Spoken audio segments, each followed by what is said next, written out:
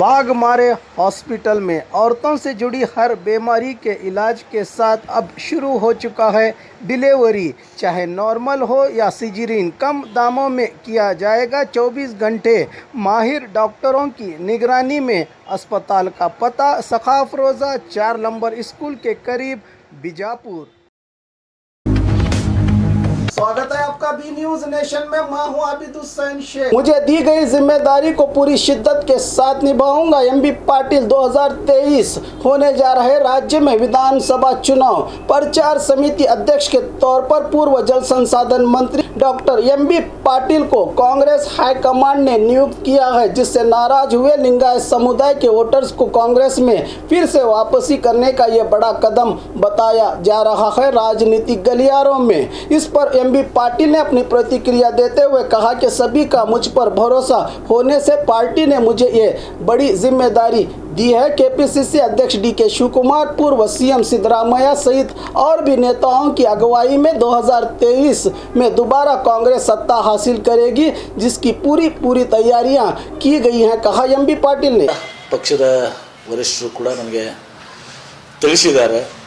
ನಾನು ಪ್ರಪ್ರಥಮವಾಗಿ ನಮ್ಮ ಕಾಂಗ್ರೆಸ್ ಪಕ್ಷದ ಅಧ್ಯಕ್ಷ ಆದಂಥ ಶ್ರೀಮತಿ ಸೋನಿಯಾ ಗಾಂಧಿ ಅವರಿಗೆ ನನ್ನ ಮೇಲೆ ಒಂದೇನು ವಿಶ್ವಾಸ ಇಟ್ಟು ಜವಾಬ್ದಾರಿಯನ್ನು ಕೊಟ್ಟಿದ್ದಾರೆ। ನಾನು ಅವ್ರಿಗೆ ಶ್ರೀಮತಿ ಸೋನಿಯಾ ಗಾಂಧಿ ಅವರಿಗೆ ಅಭಿನಂದನೆಗಳನ್ನು ಸಲ್ಲಿಸ್ತೇನೆ। ಅದೇ ರೀತಿ ನಮ್ಮ ನೆಚ್ಚಿನ ನಾಯಕರಾದಂಥ ಶ್ರೀ ರಾಹುಲ್ ಗಾಂಧಿ ಅವ್ರಿಗೂ ಕೂಡ ನಾನು ನನ್ನ ಕೃತಜ್ಞತೆಗಳನ್ನು ಸಲ್ಲಿಸ್ತೇನೆ। ಅದೇ ರೀತಿ ನನ್ನ ಮೇಲೆ ವಿಶ್ವಾಸ ಇಟ್ಟು ಇವತ್ತು ದಿವಸ ನಮ್ಮ AICCಯ ಪ್ರಧಾನ ಕಾರ್ಯದರ್ಶಿಗಳಾದಂಥ ಶ್ರೀ KC ವೇಣುಗೋಪಾಲ್ ಅವರು ಮತ್ತು ನಮ್ಮ AICC ಜನರಲ್ ಸೆಕ್ರೆಟರಿ ಅವರಾದಂಥ ನಮ್ಮ ರಾಜ್ಯದ ಉಸ್ತುವಾರಿ ಆದಂಥ ಶ್ರೀ ರಣದೀಪ್ ಸುರ್ಜೇವಾಲಾ ಅವರಿಗೆ ಅಭಿನಂದನೆ ಸಲ್ಲಿಸ್ತೇನೆ। ಅದೇ ರೀತಿ ನಮ್ಮ ಕಾಂಗ್ರೆಸ್ ಪಕ್ಷದ ಅಧ್ಯಕ್ಷರಾದಂಥ DK ಶಿವಕುಮಾರ್ ಅವರಿಗೆ, ವಿರೋಧ ಪಕ್ಷದ ನಾಯಕರು ಮಾಜಿ ಮುಖ್ಯಮಂತ್ರಿಗಳಾದಂಥ ಸನ್ಮಾನ್ಯ ಶ್ರೀ ಸಿದ್ದರಾಮಯ್ಯ ಸಾಹೇಬರಿಗೆ ಮತ್ತು ಪಕ್ಷದ ಎಲ್ಲ ಹಿರಿಯರಿಗೂ ಕೂಡ ನಾನು ನನ್ನ ಅಭಿನಂದನೆಗಳನ್ನ ಕೃತಜ್ಞತೆಗಳನ್ನ ಸಲ್ಲಿಸ್ತೇನೆ।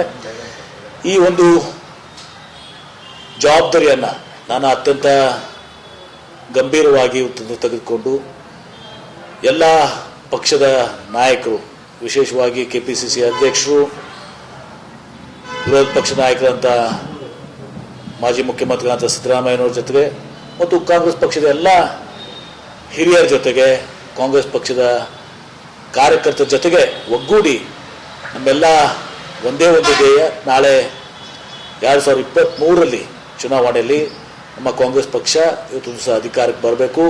ತನ್ನ ಮೂಲಕ ಅಧಿಕಾರ ಕೇವಲ ಅಧಿಕಾರದ ಆಸೆಗಾಗಲ್ಲ, ಇವತ್ತು ತಾವು ಏನು 5 ವರ್ಷ ನಾವು 2013ರಿಂದ 18 ಸಿದ್ದರಾಮಯ್ಯ ನೇತೃತ್ವದ ಸರ್ಕಾರದಲ್ಲಿ ಮುಖ್ಯಮಂತ್ರಿಯಾಗಿ ಆಡಳಿತವನ್ನು ಜನಮನ್ನಣೆಯನ್ನು ನಾವು ಗಳಿಸಿದ್ವಿ।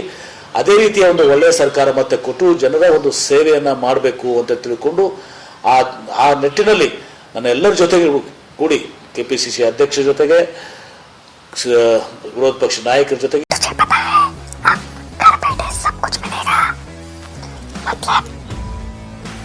Food, grocery, Rao, chicken, mutton, fish, vegetables, fruit, juice, मिठाई, मेडिसिन, चाय और पानी, वो भी अपने मनपसंद शॉप से सिर्फ 30 मिनट में अपने घर तक। अरे वाह, मैं तो अभी ऑर्डर करती हूँ। क्या बताया? ऐप का नाम बिगोस। तुम इस ऐप के बारे में किसी को मत बताना। सुना हमने? किसी को मत बताना।